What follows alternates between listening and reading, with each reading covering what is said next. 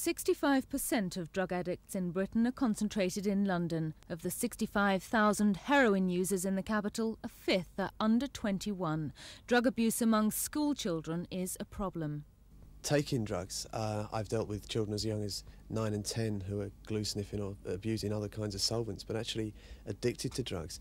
Newborn children are born every day all over this country who are addicted to drugs through their mothers still using drugs while pregnant. Parents of young addicts face misery. Marion's daughter started sniffing glue at 13.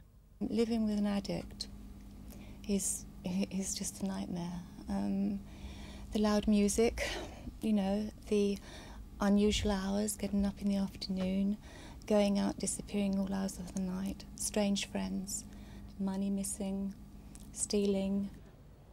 In Westminster, there's a massive drugs problem, according to the Inner London Probation and Aftercare Service. They say 70% of arrests in the West End each day are connected in some way with drug or alcohol abuse. The City Council are determined to fight it. Tom's hunger for the cannabis leaf increased, and he soon forgot Lisa's tears and her warning. This is the story of a greedy caterpillar who meets an untimely end through drugs. Westminster City Council are paying £15,000 for this professional production by young actors. The tape, aimed at 10 and 11-year-olds, will be circulated to primary schools in September. The council say pressure to take drugs often starts in the classroom. And the reason that they take them is because they haven't got the willpower amongst their peer group to say no.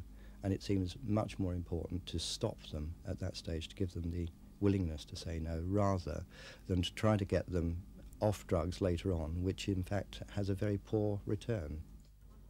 Cindy Morant and Louise Gendrot wrote the original Caterpillar story. Their school is strong on anti-drug education, and the evidence from pupils is that it works. I know they're very dangerous and they can wreck your life. I know it can kill people and it can make them go really funny.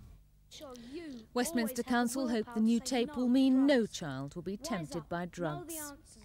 Say no to drugs and yes to life.